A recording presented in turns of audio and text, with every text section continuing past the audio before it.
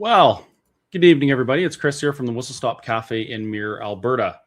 I got to say, my inbox has been taking a beating lately after Danielle Smith put out her address to the province, talking about an October 19th referendum or a series of referendum questions on issues such as immigration. And of course, the left and the opposition have gone totally insane, lost their minds, their hair turned blue and lit on fire, and they're screaming racism, which isn't true at all. But the other thing that's happening, and the reason why I'm coming on so late, is because people seem to be thinking that what we're getting is a referendum on independence on October 19th. That's just simply not true. To be very, very clear, no pun intended, the referendum on Alberta sovereignty, if it's to be done through or according to what the Clarity Act states, has to be a single question. It can't be muddled with a whole bunch of other questions. So the idea that there's going to be a referendum question on Alberta sovereignty on October 19th with all those other questions on the same ballot would mean that the federal government wouldn't even bother looking at that.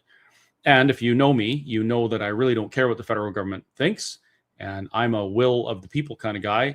But if we want to try and do things the polite way, the preferred way, Canada's preferred way in seceding from Confederation through the Clarity Act, the referendum question on independence has to be on its own.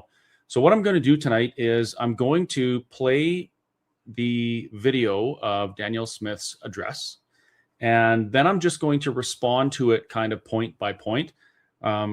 This will be great for some of you who haven't seen it yet. I just watched it on the way back from Lacombe tonight, and I actually wanted to start tweeting and stuff right away, but it's too bumpy because of the snow we got. Anyway, full disclosure, I'm not against Premier Smith at all. I do believe that she is doing what she said she was going to do, which is work on a strong Alberta within a united Canada. She hasn't been given an independence mandate by the people yet. She saw it in the UCP party membership for sure. It's estimated that about 75% of the party is independence-minded Albertans, but she hasn't gotten an independence mandate from Albertans yet. That's currently in progress with the Stay Free Alberta petition. So all of you folks who are signing that petition, you are asking for a referendum on independence, and that will eventually give Premier Smith a mandate to start considering talking about planning for independence. But until that happens, she's still under the old mandate of a united or a strong Alberta with a united Canada. So while I don't believe that the path she's outlining is a path for success for the province, I'm certainly not going to grind her gears too much about the path she's taking. But if the independence referendum question ends up on the same ballot as a bunch of other questions, I'll have a serious problem with that. Anyway, enough from me. Let's bring on Premier Smith. Apparently, this is the only way I can get her on an interview on my podcast because I'm suing her government. So she doesn't want to talk to me anymore, but that's okay. I still like her. Here we go. I think it's going to work.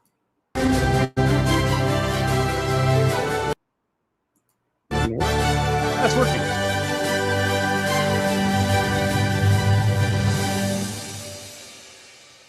Good evening, my fellow Albertans. With the new budget approaching and a shifting geopolitical landscape, I wanted to take some time to speak with you about how your provincial government plans to navigate these challenges while ensuring Alberta continues to prosper. I'd like to start with the good news. The Alberta economy is once again booming. We are leading the entire country in virtually every economic category, from job growth to investment to GDP to wages. The Energy Agreement, or MOU, signed with Ottawa last year, has eliminated both the destructive oil and gas production cap and the net zero power regulations. These two victories alone have had an immediate supercharging effect on our economy. In just the last few weeks, we have had tens of billions in new projects announced, including several new AI data centers, the the expansion of TMX and other pipelines headed west and south, and a final investment decision by Dow Chemicals on their multi-billion-dollar plastics facility. And that's just the start. In the coming year, we expect tens of billions in data center and power generation announcements, oil production facility expansions, and approval from the federal government for a 1 million barrel a day pipeline to our west coast bound for Asian markets. These investments. I just want to quickly point out that everything in that MOU is Alberta begging for a seat at the table. I don't believe Alberta should be begging any longer. And every item on that MOU is contingent on having a provincial government that demands those things, as our current government has. The NDP certainly wouldn't, or any other government probably that made well, they would be the only ones. But my point is, if we change government, those things can change. If the Liberal government, the federal Liberal government decides to change their mind on any of those things, we're stuck with it. So, that's great that 2 of those, I think 9 things on the MOU got done, but there's still a whole bunch of things that haven't been. The pipelines that we're talking about, these mythical pipelines, we already have the Premier of British Columbia, David Eby, saying no. We have Indigenous leaders saying the answer will always be no, without even having a conversation or anything about it. And the Premier of Quebec has said no as well. So there are some things in here that I just don't see happening in the foreseeable future. Certainly not going to benefit probably many of us in the rest of our working careers. So a lot of this it's good talking points, but it doesn't really hold any weight for me. Let's continue. Investments will create a massive number of new jobs for Albertans and will prime the pump, so to speak, for more investments in all sectors of the economy, from agriculture to tech to tourism to aviation and everything in between. It's an exciting time for our province. However, we have a very serious growth and budget challenge that must be addressed. In the year I became premier, the price of oil averaged $90 a barrel US.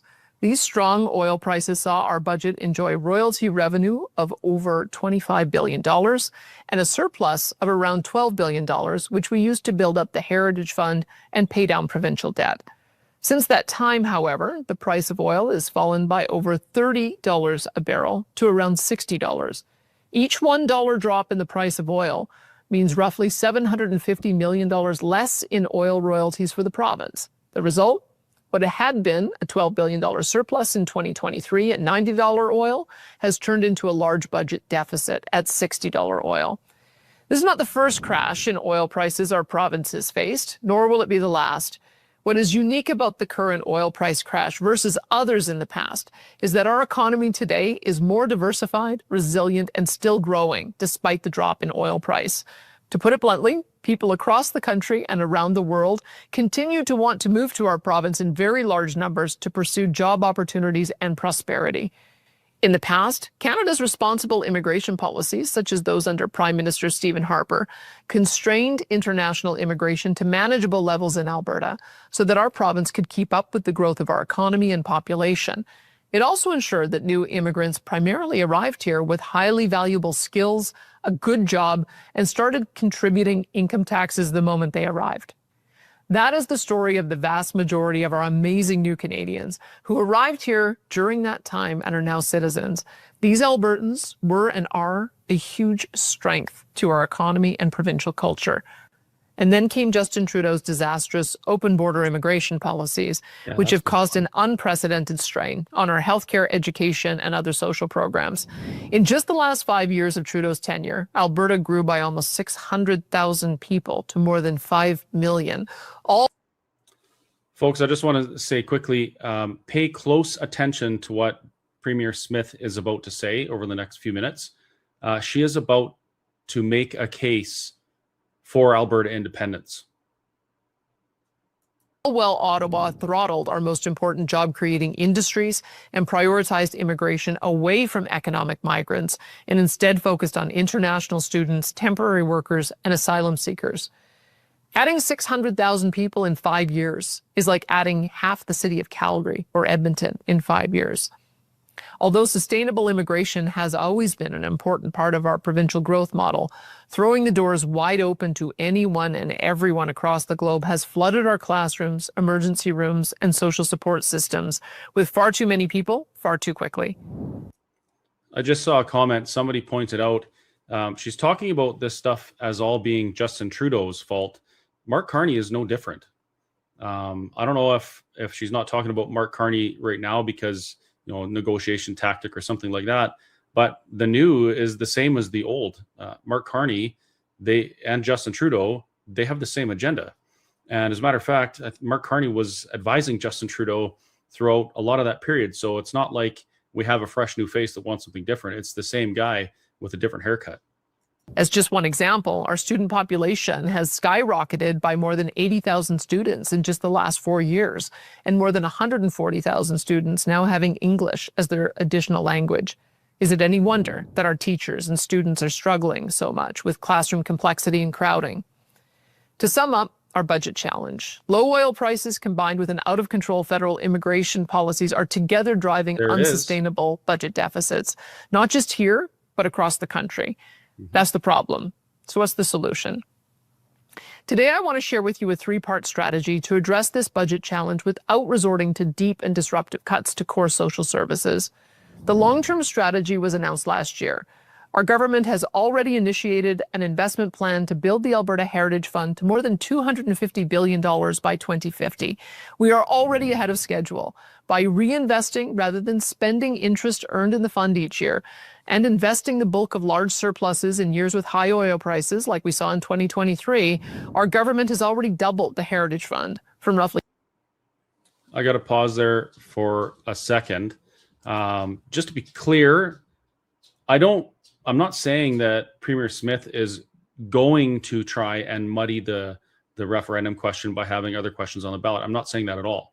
I'm saying that the current referendum questions she's proposing are not independence questions. It's not an Alberta sovereignty question that are the questions she's proposing. And I'm also going to say to the people in the comment section that are denigrating immigrants, I have no problem with immigrants. Conservatives do not have problems with immigration. Conservatives have problems with unchecked immigration, with open border policies. Immigration is super important. When I was in my early years in the oil patch, I remember every year it was a new a group of truckers from a different country because we didn't have enough people. We needed people to come in and do the jobs, to do the work. And that's fantastic. That's not the problem. The people that come here to work hard for opportunity, who want to assimilate to our culture and share our values, are fantastic. The ones that want to come here and say down with the West and capitalism is evil and we want to tax other people's wealth, that's a problem for sure. So, just watch what you're saying in the comments section, because a lot of if you're throwing all immigrants in the same bucket and denigrating them, you're probably shooting yourself in the foot. And we wouldn't have been able to build this province without those people. So maybe think about that. $16 billion in 2021 to almost $32 billion today. That's how quickly you could move the dial. We just have to stick with it. If future Alberta governments continue with this strategy through to 2050, the annual interest earned on the Heritage Fund each year will ensure we can weather any short-term dip in oil and gas prices and non-renewable resource revenue. If the NDP hadn't gutted the Heritage Trust savings in their reign of terror over Alberta, we would have been weathering the storm right now probably pretty well, but bygones. When we reach this goal, Alberta will be forever free from its over-reliance on oil and gas revenues. We need to stay the course. In addition to our long-term strategy, our government also has a medium-term strategy to double Alberta's oil and gas production and exports to more than 8 million barrels a day by 2035. Doing so will allow us to secure higher resource revenues for our budget, even when energy prices are lower like they are today. And when energy prices bump back up, our province will see large surpluses, which will help us to reach the $250 billion by 2050 Heritage Fund target that I just outlined. That is why our government... Let's just break that down for a second. we're going to double our oil and gas production. That's fantastic. I've heard Premier Smith say that a number of times, but I want to point out that 90% plus of our oil exports currently go south. So to double our oil exports using east and west transport, like pipelines to Tidewater, would require us sending as much oil east and west as we're sending south. It doesn't sound like that's going to be an easy task, with British Columbia and First Nations and Quebec trying to block that at every turn.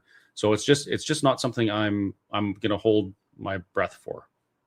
Will continue to work diligently on implementing the energy agreement signed with Ottawa to build 1.3 million barrels per day of additional pipeline capacity to the West Coast, while also working with our great Canadian pipeline companies to expand pipeline capacity headed south. We will also continue to work on our agreement signed with Ontario to send hundreds of thousands of barrels of Alberta crude to their refineries and explore opportunities to unlock deepwater port access for our energy resources in the Maritimes, Quebec, and the Hudson's Bay. Alberta will double our pipeline capacity over the next 10 years, and our oil producers will grow and fill that pipe. We will not permit Alberta's and Canada's most valuable resource deposit, worth almost $10 trillion, to remain in the ground to the detriment of millions of Canadians. That's not going to happen. Now, having a medium and long-term plan is very important. However, what are we going to do about our budget situation in the short term? After all, we can't just sit by waiting and hoping for world oil prices to recover, nor can we trust the federal government to manage our immigration system in the best interest of Albertans. So here's the short-term plan. First off, our government will not be implementing drastic cuts to social services. The approved wage increases for our doctors, nurses, and teachers will remain in place so we can continue to attract the skilled professionals needed to catch up with our growth. Albertans have learned from experience that during times of low oil prices, the key is to limit increases in spending and focus it on building the schools, health facilities, roads, and other infrastructure needed to build a strong and diversified economy with a world-class standard of living. So instead of drastic cuts in upcoming budgets, we will instead be cutting unnecessary bureaucracy, improving efficiencies in program delivery, and prioritizing needs before wants as much as possible. That's great. We will continue to limit overall government spending increases to below inflation and population growth, implement more income testing for social programs so they are more financially sustainable, and critically, we will address head-on the challenge of out-of-control immigration levels that are overwhelming our core social services. This is the case for Alberta independence right there, controlling immigration levels. The changes we need to make to immigration are a significant departure from the status quo, and therefore I am seeking a referendum mandate from Albertans to implement them. On October 19th, 2026, we will hold a provincial referendum primarily focused on how Albertans want our government to deal with the issue of immigration, as well as steps we can take as a province to strengthen our constitutional and fiscal position within a united Canada. These were far and away the issues most strongly identified by Albertans during last year's Alberta Next panel, town halls, and online submissions. And in my view, it is time to act on them. The fact is, Alberta taxpayers can no longer be asked to continue to subsidize the entire country through equalization and federal transfers, permit the federal government to flood our borders with new arrivals, and then give free access to our most generous in the country social programs to anyone who moves here. This is not only grossly unfair to Alberta taxpayers, but also financially crippling and undercuts the quality of our healthcare, education, and other social services. The October 19th referendum will therefore include the following questions. Number one, do you support the government of Alberta taking increased control over immigration for the purpose of decreasing immigration to more sustainable levels, prioritizing economic migration, and ensuring Albertans have first priority to new employment opportunities? That's a good thing, right? And if we did that, it would fix the problem, right? I'll wait for it in the comments. Number two, do you support the government of Alberta introducing a law mandating only Canadian citizens, permanent residents, and individuals with an Alberta-approved immigration status will be eligible for provincially funded programs, such as health, education, and other social services? Cue the racism remarks from Naheed Nenshi. Number 3, assuming that all citizens and permanent residents continue to qualify for social support programs as they do now, do you support the government of Alberta introducing a law requiring all individuals with a non-permanent legal immigration status to be resident in Alberta for at least 12 months before qualifying for any provincially funded social support programs? That shouldn't even be a referendum question. That just should be a responsible government thing. You know, when Premier Smith was, well, when she wasn't Premier, when Danielle Smith was campaigning, she was asked the question if she was going to govern on principle, and she said yes. Principle would state that you should do this thing, and it shouldn't need a referendum. You know, and of course, I hope everyone agrees with this when the question is asked of you, but it's something that we should just, our government should be doing anyway. That's what responsible conservatives do. Number 4, assuming that all citizens and permanent residents continue to qualify for public health care and education as they do now, do you support the government of Alberta charging a reasonable fee or premium to individuals with a non-permanent immigration status living in Alberta for their and their families' use of the healthcare and education systems? We all used to pay that. Do you remember when I moved to Alberta in 2000? We had to pay premiums for our healthcare, and it was Ralph Klein that got rid of those premiums. Number 5, do you support the government of Alberta introducing a law requiring individuals to provide proof of citizenship, such as a passport, birth certificate, or citizenship card, to be eligible to vote in a provincial election? So right now we have to provide identification, proof of residential address, not just proof of residence in Alberta, but proof of residential address, just to put our name on a petition to compel the government to put a referendum question to Albertans. So if a petition needs that much legitimacy, then shouldn't an election? This shouldn't be a referendum question. This should be something that we just do. To strengthen Alberta's constitutional and fiscal position within a united Canada, we will also be asking you the following questions on the referendum ballot. Do you support the government of Alberta proactively working with other willing provinces to amend the Canadian Constitution in the following ways? A, have provincial governments and not the federal government select the justices appointed to provincial King's Bench and appeals courts. That would be great, but... B, abolish the unelected federal Senate. That would also be fantastic, but... C, allow provinces to opt out of federal programs intruding on provincial jurisdictions such as health, education, and social services without losing any of the associated federal funding for use in their own provincial social programs. That would also be great, and we can already do that, but... D, better protect provincial rights from federal interference by giving a province's laws dealing with provincial or shared constitutional areas of jurisdiction priority over federal laws when in conflict with one another. And that's the way it should be as well. I look forward to the debate on these critically important ideas. So here's the but. That I used to think that we should open and amend the Constitution. Now, notwithstanding that the hurdles to open and amend the Constitution are huge, you need 7 out of 10 provinces representing 50% plus one of the population to agree, and Ontario and Quebec have 50% plus of the population already. So if you believe that Quebec and Ontario are going to agree to open the Constitution to give the West a better deal, I have a bridge to sell you. If we do open the Constitution, if you've seen the narrative coming out of Ontario, not so much Quebec, a little bit out of Eastern Canada, some from British Columbia, even surprisingly enough, about Alberta, and we open the Constitution, do you really think that it's going to go better for us? We have a Prime Minister, Mark Carney, who has mused about getting rid of the pesky notwithstanding clause so that the federal government would have more power over the provinces. We have a Prime Minister, Mark Carney, who in his book Values describes capitalism and energy as evil, and he mentions how the ordinary person needs to make sacrifices and curtail their rights to survive as a species.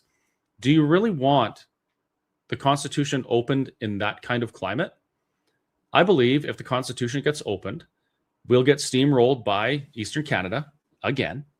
It will get worse for us. We will lose our legal pathway to independence. We will probably lose the notwithstanding clause. And I doubt any of the things we want changed will get changed. Do you really think that they're going to abolish the Senate? No, they won't. One of the hurdles for opening and amending the Constitution is a majority vote by the Senate. Another hurdle is majority of the Supreme Court has to agree. And they're appointed by the Liberal government. And Quebec has a veto. So the likelihood of the Constitution being open and amended is slim to none. And the likelihood of things getting worse if it was opened successfully and amended successfully is very high. Very, very high. So this in itself should tell you that Alberta must be independent. If we want to fix these things, if we want to get out from under those from behind those roadblocks, we have to be independent. There is actually no other way. And she mentions taking control of immigration. Alberta does have a constitutional shared jurisdiction on immigration with the federal government. We're supposed to be working on it together. Alberta should have an Alberta Immigration Department. Quebec has one. In a recent podcast I did with my friend Benoit Trudeau, he mentioned that in Quebec, if you immigrate to Quebec, you have to learn to speak French. You have to align with Quebec's values. You have to assimilate into their culture. And if you don't want to do that, just don't live there. Simple. So we could already have an immigration department. The problem is, it's not going to do a damn thing to fix the flood of people into our province. We cannot do anything about it. Oh, but wait, Chris, we'll have an immigration department. Yes, we can. Wrong, we can't. Because the rest of the provinces won't. Ontario, Eastern Canada, British Columbia will still continue to accept millions of immigrants. Not all of them want to come here for the right reasons. And once they get Canadian citizenship, they have mobility rights and they can go anywhere they want. So we can't do anything about it. These things sound great, but they are actually a rock solid case for Alberta independence. You want to do something about unchecked immigration into our province that's flooding our services and making it difficult for everybody, including new Canadians, new immigrants, to survive here and thrive. We have to take control of immigration. And the only way to take true control of immigration is to have our own borders, which means we need to be an independent nation of Alberta. This address is probably the most public acclamation for Alberta independence that I've seen from Premier Smith in her entire tenure as Premier. So I love it. It's absolutely fantastic.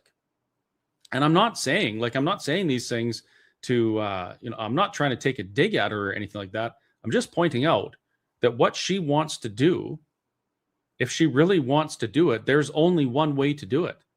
So what does that mean for me and you? Well, we need to keep working hard, educating Albertans. We need to build that petition that we're currently canvassing for to the 1 million mark so that we can send a strong signal to Premier Smith that we support her ideas, but we know that there's only one way to do it. That's what I'm saying here. I support what she's saying.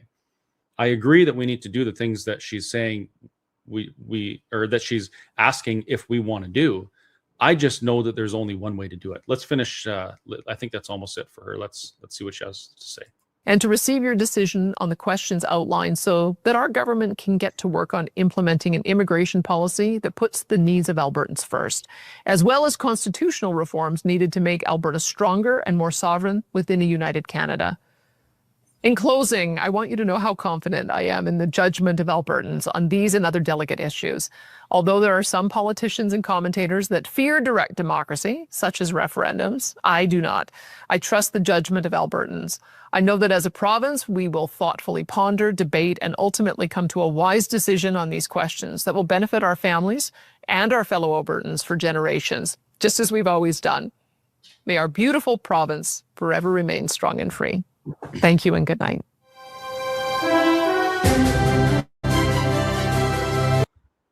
There we go. For the record, I will say I believe that Danielle Smith is the best premier that this province has ever had.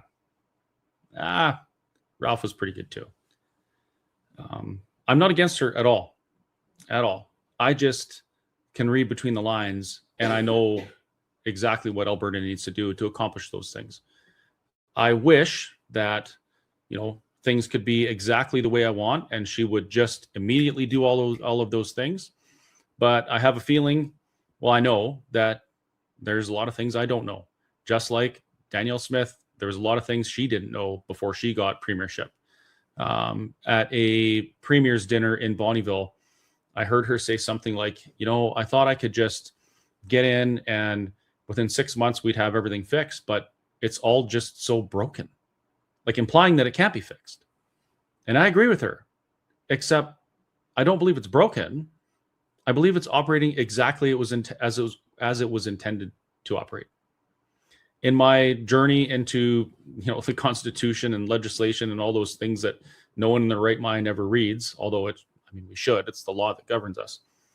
I've come to the conclusion that this is the way it's supposed to be. The East always wanted to be the center of power in the country. They wanted to make sure that they could control the destiny and the outcome for the whole country. And things were set up that way. And it's been that way ever since. We're starting to feel that big time now as this, dare I say, agenda is accelerating, as our governments are being more open with the things they want to do to us that we don't agree with, like curtailing our rights so that we survive. The ordinary person has to have their rights set aside or restricted to survive. So 15-minute cities, only eat meat on 1 day a week, those types of things. It sounds conspiratorial until you look back over the last few years and you realize that these are exactly the things that are happening. Dr. Michael Wagner describes two Canadas, the old Canada and the new Canada. So it's pre and post Pierre Elliott Trudeau. Many of you don't know this, but if you dig into the history of how the Constitution Act 1982, which includes the Charter of Rights and Freedoms, came to be, you'll find that 8 of the provinces didn't agree to that in the first place. And the only reason, they were called the Group of 8, the only reason they actually signed and agreed to patriate that version of the Constitution, which was based on the British North America Act of 1867, the only reason they did that was because they wrote in the notwithstanding clause, which means that federal law can operate unless the provinces say it doesn't have standing, which is what Premier Smith has had to do on a number of occasions to make sure that the will of Albertans is reflected in our governance and in our laws. I wish it could be changed. I wish that I could go back to 2023 when I was the guy that put up my hand when Dr. Dennis Modry said, how many people here would like to have a referendum on independence and have it be the leverage we need to make the constitutional amendments that we need to make? I always wanted that path because I love this country and I love the feeling of being a Canadian. But when I realized that that wasn't possible, I had to set aside my emotions over it and I had to face reality. If I want to achieve the future that I want for me and for my kids and for my grandkids, the only way to do it is be an independent nation. If you want to do the things that Premier Smith is talking about, and you're excited about this referendum, these referenda questions that she's going to put to the people of Alberta on October 19th on things like immigration and that, if you're excited about that stuff, use that and use that to motivate you to do something that's actually going to make those changes. And I'm terribly sorry, folks, to tell you this, but those referenda and opening the Constitution are not going to achieve the outcomes that you want. People have been recently telling me that I'm crazy. Not recently. That's been happening for quite a while, actually. Has it? It has. Because I just announced today that we are going to do 200 events across Alberta in 186 days, starting on April 15th, having conversations with Albertans about these issues. We're going to talk about these things. We'll debate these things. We'll answer your questions as best we can. And we want to be ready when these questions are put to the people of Alberta. Now, back to the question of the referendum on independence. Many of you have signed a petition to compel the provincial government to put a referendum question to the people of Alberta that says, do you agree that Alberta should, oh my goodness, what's the question? Do you agree that Alberta should cease to be a province of Canada and become an independent state? That's the only referendum question that I want to see. The only one. I don't want any other ones. All of those other referendum questions are completely and utterly useless in achieving the outcomes we want and we need. Maybe Premier Smith knows this, but she's still doing what she said she would do and fulfilling the mandate she was given when she was elected. Kudos to her for that. That means we have to continue to do our job and change the mandate. So when you sign that petition, when you have a conversation with your friends and your neighbors or your enemies, and you encourage them to sign that petition to compel a referendum on Alberta independence, you're building that mandate that will give Premier Smith the motivation to start thinking about independence seriously and start talking about it seriously as well. She's already done, I believe, as best a job she can, trying to quell the anger from federalists towards Alberta sovereigntists, by saying, like, we're not bad people. We just care about this province and we have a different perspective. Well, I'm going to spend the next, up until October, sharing my perspective and having discussions and bringing people to our side. That's what we got to do. We don't have to lash out at our politicians. We don't have to start new political parties. We don't have to do any of that stuff. All we have to do is continue having the discussions and educate Albertans as to how we achieve the outcome they want. Premier Smith just gave us a fantastic advertisement for Alberta independence. And I wouldn't have been able to say that had I not been educated on some of these things in the past by people like Dr. Dennis Modry and my friend and lawyer Jeff Rath and my friend Leighton Gray, Tanner Naday, and many, many others, Dr. Michael Wagner. If I hadn't learned from them and from doing that thing that nobody does anymore, which is reading, I might believe that what Premier Smith is saying she wants to do would fix the problems. Well, I know it won't. And the difference for me was education. That's why we're spending all that time and effort doing 200 events across this province over the next few months. We need to educate Albertans, and we need to be ready for these questions. I really hope that we have a referendum on independence that's completely 100% separate from these referendum questions that are coming up. If we don't, it will probably make the referendum question on Alberta independence fail a Supreme Court decision, I would imagine. I think that these small referendum questions that are being put to us are probably specifically designed to do exactly what Premier Smith said she was going to do, and that was prevent referendum on Alberta independence. She wants a united Canada. And no. Someone said two-faced Danny. Absolutely not. She's doing exactly what she said she was going to do. If she did anything else, then you could call her that, but she's not. She's doing exactly what she said she was going to do. It's our job, because we're not victims, it's our job to change what we're doing to change the mandate. And that means build the signatures, hit the 1 million mark, make it so that it is unmistakable that Albertans know what we need and we're going to pursue it. And she'll come around, because that's what she's done every single time. Anyway, thank you for spending these few minutes with me. I'm going to get to bed because I have a big day planning. Well, not really planning, but a big day being nervous about speaking in Viking, Alberta tomorrow at the Viking Community Hall, 7 p.m.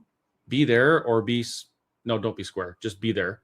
And we're going to continue planning our upcoming meetings. We have another one in Lacombe on February 23rd. There's a full roster of speakers at that one, which is great because Dr. Dwayne Bratt is going to be across the street hosting a meeting on misinformation about Alberta independence. So you could feel free to attend that one as well if you want and say your piece there. But because we have such a full roster over across the street, it's probably going to be likely that one or two of us will be able to wander over there and maybe have a discussion with a few people. And that's what it's all about, having the conversations. We have more meetings in the near future in Smoky Lake, Strathmore. Shane, if you're in the comments, put some more up there. But I saw we had March 3rd, 4th, 5th, 6th, and 7th or something like that booked for events. So watch the Facebook page for that. And please attend as many as you can and have those conversations. Every event that we do gets us one step closer to helping Albertans make the best decision. So, even if you attended an event before, just keep going. Have conversations with people, learn something new. Catch Dr. Michael Wagner or my friend Tanner today or Dr. Modry and have a conversation with them and give them your tough questions. You'll come out of those meetings learning something new every time. And that will equip you to best serve your nation, to best serve your nation, the new nation of Alberta, and be civically engaged and change people's minds. Because in a democracy, all you have to do is bring more people with you than the other guy does, and you win. So let's bring more people with us to a free, independent, and prosperous Alberta. Have a great night, everyone.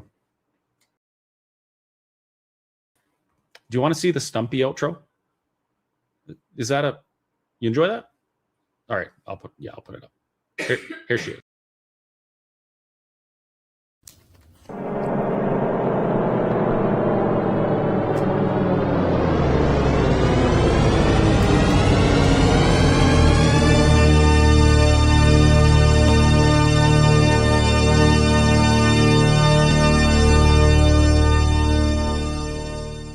Meow. Premier Smith, I really appreciate your efforts.